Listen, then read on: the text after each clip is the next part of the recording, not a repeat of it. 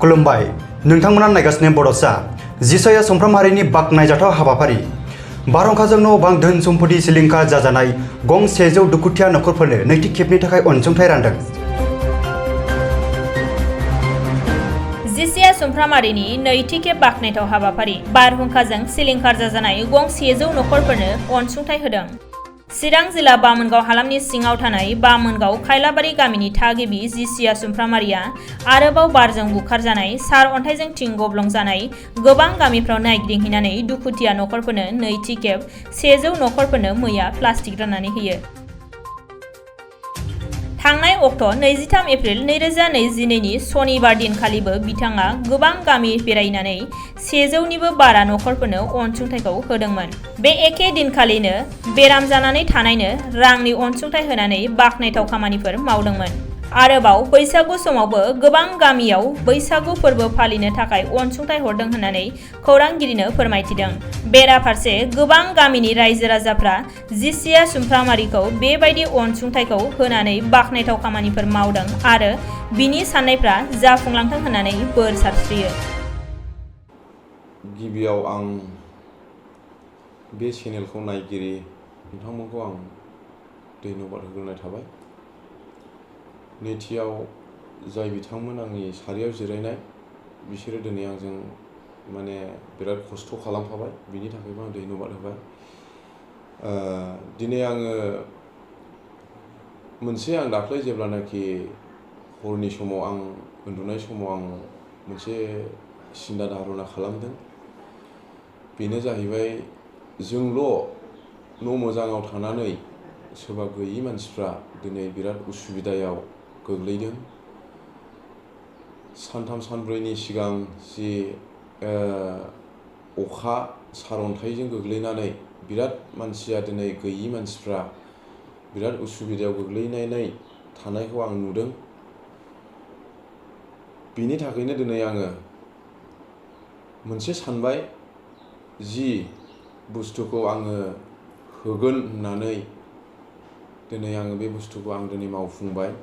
मानो होननानै बुङोब्ला सोरबा मोनसे सरखार बा बबेबा पार्टिनिफ्राय लानानै आं बे बुस्थुखौ होनाय जायाखै।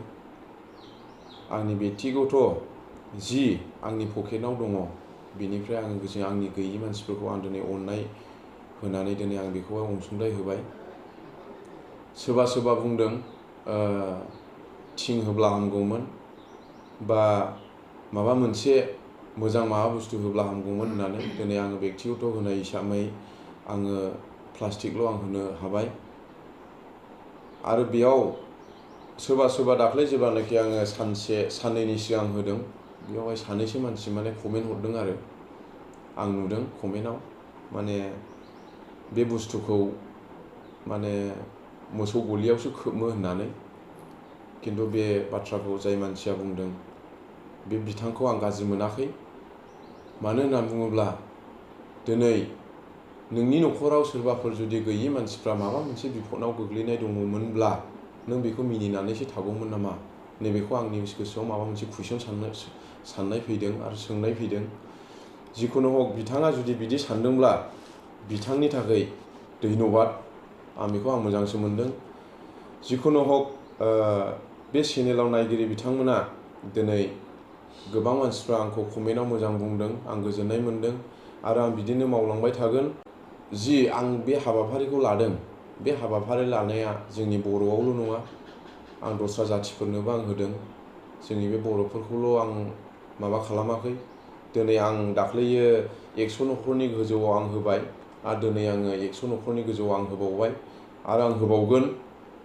बिथांमोना नुवाबो जानो हासिगौ। मानो होनना बुङोब्ला जाय चेनेल बिथांमोना आंजों बिराद खस्थ' खालामफादों, बिथांमोनखौ आं हामबाय होनो आरो खुगानिफ्राय राव जेबो गैया आरो बिदि खस्थ' खालामफादों। जेब्लानाखि आङो आंनि काहानिखौ आं खोन्थानो सानदों।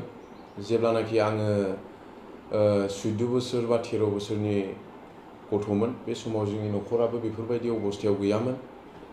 आंबो बिराद खस्थ'यै देरबोनाय मानसि। मानो होनना बुङोब्ला आंनि सारियाव जिरायफानाय जाय आंनि लोगोफोर, बिसोरबो जों ज' जोङो फिसा बिदिनो खस्थ' खामानि मावबोदों। दिनै बिथांमोनाबो गावबा गाव गसंथानो लानायनि लामायाव फैबाय। बिथांमोनखौबो आं हामबाय होनो।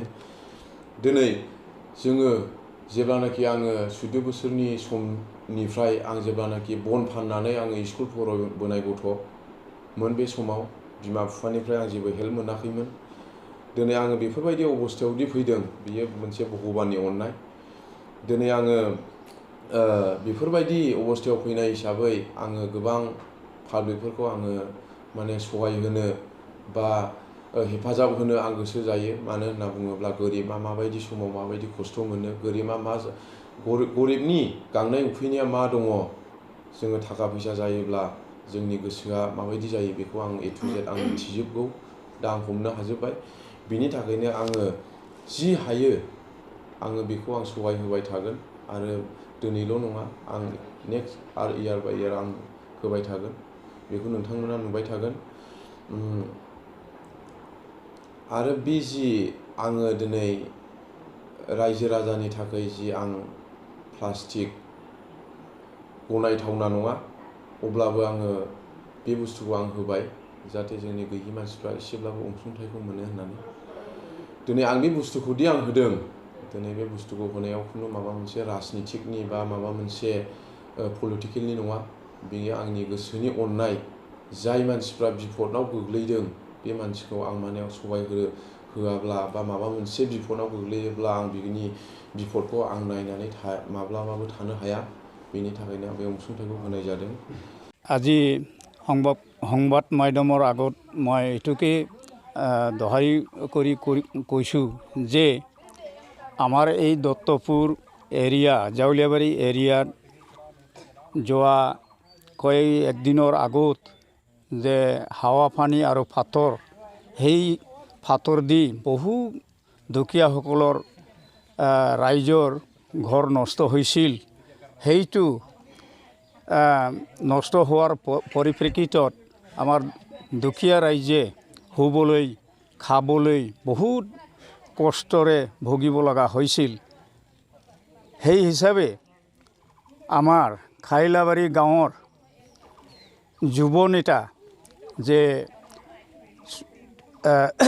জিচয়া চুমফ্ৰামাৰী, তেখেতে নিজৰ ইচ্ছাৰে দয়া কৰি, পাব্লিকক দয়া কৰি নিজৰ ইচ্ছাৰে নিজৰ পকেটৰ পইচাৰে